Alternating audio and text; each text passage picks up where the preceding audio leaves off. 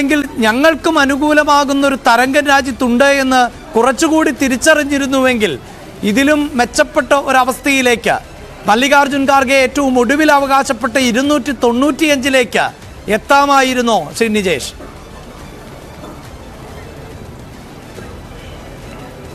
അല്ല, ഈ തവണ ഇന്ത്യ സഖ്യം അല്ലെങ്കിൽ കോൺഗ്രസ് ഈ ഒരു നേട്ടമുണ്ടാക്കിയത് ഒരു ദിവസം കൊണ്ടല്ല. ദീർഘകാലമായ പദ്ധതി, രാഹുൽ ഗാന്ധിയുടെ ജോഡോ യാത്ര, അതിനുശേഷം നടന്ന ഭാരത് ജോഡോ ന്യായ് യാത്ര, എത്ര 4000 കിലോമീറ്റർ ഒരു മനുഷ്യൻ ഇന്ത്യ രാജ്യത്ത് കൂടി നടന്ന് പ്രചരിപ്പിച്ചൊരു സന്ദേശമുണ്ട്. അത് വെറുപ്പിന്റെ രാഷ്ട്രീയമല്ല, കൊലപാതകമല്ല, ചോരയില്ല. അവിടെ നമ്മൾക്കറിയാൻ കഴിഞ്ഞ ഗുജറാത്ത് കലാപമാണെങ്കിലും ശരി, പുൽവാമ ബാലാക്കോട്ടാണെങ്കിലും ശരി, അവിടെയൊക്കെ ഒരു ചോരപ്പാടുകളുണ്ട്.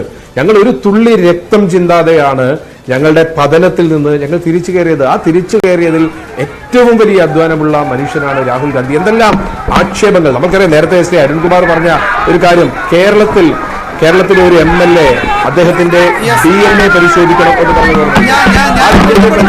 രാഹുൽ ഗാന്ധി അദ്ദേഹം ഭരണം ലഭിച്ചതിന് സമാനമായ തരത്തിലുള്ള ആത്മവിശ്വാസത്തിൽ ആണ് എത്തുന്നത്.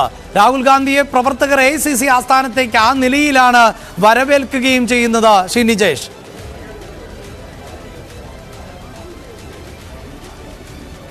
തീർച്ചയായിട്ടും ഞാൻ പറഞ്ഞത്, രാഹുൽ ഗാന്ധിയെ പറ്റി വളരെ മോശകരമായ ഒരു പ്രസ്താവന ഒരു MLA നടത്തിയ സമയത്ത് അതിനെ ന്യായീകരിക്കുകയായിരുന്നു കേരളത്തിന്റെ മുഖ്യമന്ത്രി കോഴിക്കോട് ജില്ലയിലെ കൊടുവള്ളിയിൽ പൊതുയോഗം നടത്തി രാഹുൽ ഗാന്ധിയെ നരേന്ദ്രമോദിയും അമിത്ഷായും വിളിക്കുന്ന വാക്കുകൾ എടുത്ത് വിളിച്ചു. അതിനോടുള്ള ഒരു പ്രതികാരം, ഒരു പ്രതിഷേധമാണ് വോട്ടുകൾ, ഈ തവണ നടന്ന വോട്ടുകൾ. അതാണ് മിസ്റ്റർ അരുൺകുമാറെ നിങ്ങൾ പഠിക്കേണ്ടത്.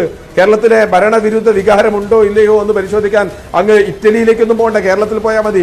കോഴിക്കോട് ജില്ലയിലെ ഞാൻ നിൽക്കുന്ന മണ്ഡലത്തിലെ 1,45,000 വോട്ടുകൾക്കാണ് ശ്രീ MK രാഘവൻ ജയിച്ചത്. അവിടെയുള്ള മുഴുവൻ മണ്ഡലങ്ങളിലും, കൊടുവള്ളി ഒഴികെയുള്ള മുഴുവൻ മണ്ഡലങ്ങളിലെയും MLA മുഹമ്മദ് റിയാസിന്റെ 27,000 വോട്ടിന്, ശശീന്ദ്രൻ 36,000 വോട്ടിന്, സച്ചിൻ ദേവ് 19,000 വോട്ടിനൊക്കെ ജയിച്ച സ്ഥലങ്ങളിൽ നേരെ തിരിച്ച് ജനങ്ങൾ വോട്ട് ചെയ്യുക. അത് വോട്ട് ചെയ്യാൻ ഒറ്റ കാരണമേ ഉള്ളൂ, ഭരണവിരുദ്ധ വികാരമാണ്. അത് തിരിച്ചറിയാനുള്ള ശേഷി നിങ്ങൾക്ക് ഉണ്ടാവണം. പിന്നെയും കോൺഗ്രസിനെ ചീത്ത വിളിക്കുക, കോൺഗ്രസ് ദുർബലമാകുന്നിടത്ത് BJP ഉണ്ടാകും. അങ്ങ് ഇവിടെ രാജസ്ഥാനിലെ സിക്കറിൽ ജയിച്ച്, അല്ലെങ്കിൽ തമിഴ്നാട്ടിലെ 2 സീറ്റിൽ ജയിച്ചത് കോൺഗ്രസിന്റെ പിന്തുണയോടുകൂടിയാണെന്ന ഒരു ചെറിയ നന്ദിയെങ്കിലും ഉണ്ടായിരുന്നെങ്കിൽ CPM നിങ്ങൾക്ക് കുറച്ചുകൂടി പഠിക്കാമായിരുന്നു. അതുപോലെ നിങ്ങൾക്കില്ല എന്നുള്ളതാണ് പ്രശ്നം. BJP പ്രതിനിധിയോട് ആന മെലിഞ്ഞാൽ തൊഴുത്തിൽ കെട്ടാൻ പറ്റുമോ എന്ന് പറയുന്ന രീതിയിൽ നിങ്ങളുടെ അഹങ്കാരം, നിങ്ങളുടെ അഹന്ത ഇപ്പോഴും താഴോട്ട് പോയിട്ടില്ല. എന്തായിരുന്നു വാരാണസിയെ പറ്റി പറഞ്ഞത്? വാരാണസിയിൽ 6 ലക്ഷം ഞങ്ങൾക്ക് വോട്ട് കിട്ടും, എതിരാളി ഉണ്ടാവില്ല. കഴിഞ്ഞ തവണ 62% വോട്ടിലാണ് നരേന്ദ്രമോദി ജയിച്ചത്. എന്തായിരുന്നു വലിയ വാക്ക്?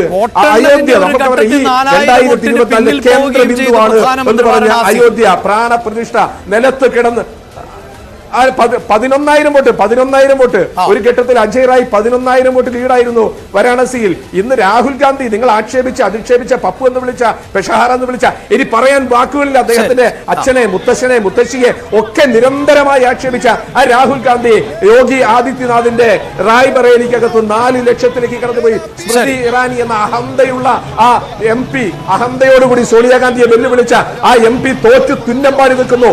അഹന്തയാണ്. ലഖിംപൂർ ചേരിയിലെ അജയ് മിശ്ര തോറ്റ് തുന്നം പാടുന്നു. ഇനിയാണ് നിങ്ങൾ തിരിച്ചറിയുന്നത്, ചോര കൊണ്ടല്ല. ഏത് നിമിഷവും ഇനിയിപ്പോൾ കോൺഗ്രസ് രാഹുൽ ഗാന്ധിയുടെ വാർത്താ സമ്മേളനം ഉണ്ടാകുമെന്നതുകൊണ്ടാണ് ഞാൻ ധനരാജിലേക്ക് അതുകൊണ്ട് വളരെ പെട്ടെന്ന് പോകുന്നു. ശ്രീ ധനരാജ്, ദേശീയ തലത്തിൽ ഈ 400-ലധികം എന്ന ആത്മവിശ്വാസം അങ്ങനെ തന്നെ പ്രചാരണമാക്കി മോദിയുടെ ഗ്യാരണ്ടി ആവർത്തിച്ചു പറഞ്ഞ മോദിക്ക് വാരണാസിയിൽ ഭൂരിപക്ഷം കുറയുന്നു, രാജ്യത്ത് NDAക്ക് സീറ്റെണ്ണം കുറയുന്നു, BJPയുടെ സീറ്റ് 240-45 ഒതുങ്ങുന്നു. എന്താണ് സംഭവിച്ചത് എന്ന് താങ്കൾക്ക് തോന്നുന്നു? എനിക്കൊന്ന് UP കംപ്ലീറ്റ്ലി മിസ്റീഡ് ചെയ്തിട്ടുണ്ട്. UPയില് ഒന്ന് എനിക്ക് തോന്നുന്നത് ദളിത് വോട്ടുകൾ മുഴുവനായിട്ട് തന്നെ യാദവ് സഖ്യത്തിന്, അതായത് SP കോൺഗ്രസ് സഖ്യത്തിലേക്ക് പോയിട്ടുണ്ട്. BSP അവിടെ തകർന്നടിയുമ്പോൾ കഴിഞ്ഞ 2 ഇലക്ഷനിൽ നമ്മൾ കണ്ടത് BJPക്ക് കൂടുതൽ ദളിത് വോട്ടുകൾ അത് ട്രാൻസ്ഫർ ചെയ്തു. മാത്രമല്ല അമിത്ഷാ, നരേന്ദ്രമോദി, അവര് കഴിഞ്ഞ കുറെ വർഷങ്ങളായിട്ട് ഉപയോഗിച്ചു വന്നിട്ടുള്ള ഒരു തന്ത്രം മൊത്തം ഹിന്ദു വോട്ട് കൺസോളിഡേഷനാണ്. അല്ലാതെ അപ്പർ കാസ്റ്റ് കൺസോളിഡേഷനോ ബ്രാഹ്മിൻ വോട്ട് കൺസോളിഡേഷൻ മാത്രമല്ല, OBC വോട്ട് കൺസോളിഡേഷൻ മാത്രമല്ല, എല്ലാ കമ്മ്യൂണിറ്റീസിനെ ഹിന്ദു കമ്മ്യൂണിറ്റി എല്ലാവരും ഒത്തൊരുമിച്ച് കൊണ്ടുപോകുന്ന അത് ബ്രേക്ക് ചെയ്യപ്പെട്ടു. അതൊന്ന്. രണ്ടാമത് യോഗിക്ക് UP-ല് ഇപ്പൊ ഞാൻ ഉൾപ്പെടെയുള്ള ആൾക്കാർ മിസ്ലീഡ് ചെയ്തിട്ടുണ്ട്, ഞാനത് അഡ്മിറ്റ് ചെയ്യുന്നു. കാരണം യോഗിക്ക് അല്ലല്ലോ ഈ ഇലക്ഷൻ എന്ന് പറഞ്ഞിട്ടുള്ള ആൾക്കാരുണ്ട് അവിടെ UP-ല്. അതായത് മോഡിക്കല്ല ഞങ്ങൾ വോട്ട് ചെയ്യുന്നത്, ഞങ്ങൾക്ക് ആഗ്രഹം യോഗിക്ക് വോട്ട് ചെയ്യാനുള്ള. എനിക്ക് തോന്നുന്നു BJP-യുടെ പാർട്ടിക്കുള്ളിൽ വളരെയധികം ചർച്ചകൾക്കും ഒരുപക്ഷെ സംഘടനാ തലത്തിൽ തന്നെ ഒരുപാട് മാറ്റങ്ങൾക്ക് പ്രധാനമായി സൂചിപ്പിച്ചത് ഇനിയും BJP അധികാരത്തിൽ വന്ന സംവരണം പോലും അട്ടിമറിക്കപ്പെട്ടേക്കാം എന്ന തരത്തിലുള്ള ഒരു ക്യാമ്പയിനൊക്കെ ഉണ്ടായിരുന്നല്ലോ. അത്തരം ക്യാമ്പയിനുകൾ ഈ പിന്നാക്ക വിഭാഗങ്ങളിലേക്ക് കൂടുതൽ ഇറങ്ങിച്ചെന്നു എന്ന് താങ്കൾ പ്രതീക്ഷിക്കുന്നുണ്ടോ? തിരിച്ചടിച്ചിട്ടുണ്ട്, തിരിച്ചടിച്ചിട്ടുണ്ടെന്ന് തന്നെയാണ് ഞാൻ വിചാരിക്കുന്നത്. 400 സീറ്റുകൾ കിട്ടുമെന്ന് പറഞ്ഞ് പ്രചരണം നടത്തിയ പ്രധാനമന്ത്രി പിന്നീട് അതിനെ ഡിഫെൻഡ് ചെയ്തു. ഞങ്ങൾ അങ്ങനെയല്ല ഉദ്ദേശിക്കുക, ഞങ്ങൾ കോൺസ്റ്റിറ്റ്യൂഷൻ മാറ്റി എഴുതുന്നില്ല, റിസർവേഷൻ പോളിസികൾ മാറ്റി എഴുതുന്നില്ല എന്നൊക്കെ അദ്ദേഹം തന്നെ പറയേണ്ടി വന്നു രണ്ടാമത്തെ ഫേസ് കഴിഞ്ഞപ്പോൾ തന്നെ. അപ്പോൾ അതിൽ നിന്ന് സൂചിപ്പിക്കുന്നത് ഈ ചില ഗോൾസുകൾ സെറ്റ് ചെയ്തത് അവർക്ക് സെൽഫ് ഗോൾസ് ആയിട്ട് മാറി, അതായത് അവരെ തന്നെ ഡിഫീറ്റ് ചെയ്യുന്ന രീതിയിലേക്ക് മാറി. പക്ഷേ ഇവിടെ എനിക്ക് തോന്നുന്നു അവസാനത്തെ ടാലിയിൽ 290, 240, 272 തമ്മിലുള്ള വ്യത്യാസം എന്ന് പറയുന്നത് ഏകദേശം 30 സീറ്റുകളാണ്. ഈ 30 സീറ്റുകളിലെ ബഹുഭൂരിപക്ഷം അവർക്ക് നഷ്ടപ്പെട്ടിരിക്കുന്ന UP സംസ്ഥാനത്ത് തന്നെയാണ്. ബാക്കി നമ്മൾ ബംഗാളിലെ കാര്യങ്ങൾ പറയുന്നു അല്ലെങ്കിൽ മഹാരാഷ്ട്രയിലെ കാര്യങ്ങൾ പറയുമ്പോൾ തന്നെ UP വെച്ചിട്ടാണ് അവരെല്ലാം കാൽക്കുലേറ്റ് ചെയ്യുന്നത്.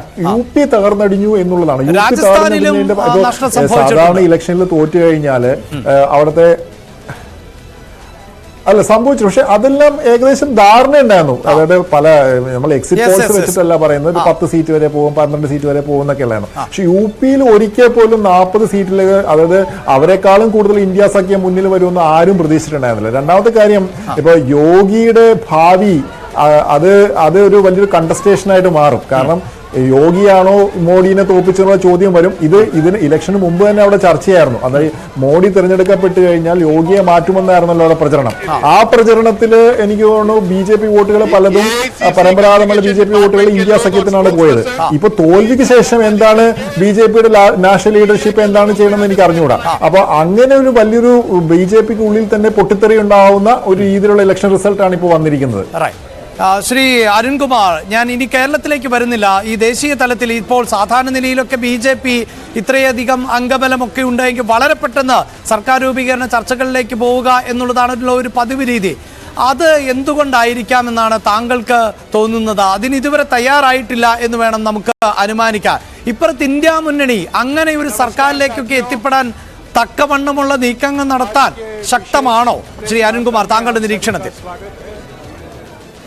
पहले कांग्रेस अध्यक्ष जी NDA मल्लिकार्जुन खड़गे जी आपको संबोधित करेंगे. കെട്ടുറപ്പോടെയുള്ള ഒരു പ്രവർത്തനമായിരുന്നില്ല ഈ ലോക്സഭാ തെരഞ്ഞെടുപ്പിൽ ഉണ്ടായതെന്ന് നമുക്കറിയാം. എല്ലാം മോഡി ഗ്യാരണ്ടി എന്നുള്ള ഒരു വൺമാൻ ഷോയിലേക്ക് ഒതുങ്ങി. അതുകൊണ്ട് തന്നെ NDA-യിലെ ഘടകകക്ഷി നേതാക്കന്മാരെല്ലാം അസംതൃപ്തരായിരുന്നു എന്ന് തെരഞ്ഞെടുപ്പിന്റെ ഓരോ ഘട്ടത്തിലും നിരവധി വാർത്തകൾ വന്നതാണ്. അതുകൊണ്ട് സ്വന്തം ഘടകകക്ഷികളുടെ നേതാക്കന്മാരുടെ പോലും വിശ്വാസം നേടിയെടുക്കാനോ അല്ലെങ്കിൽ അവരെ കൂടെ നിർത്താനോ കഴിയാത്ത ഒരു സാഹചര്യം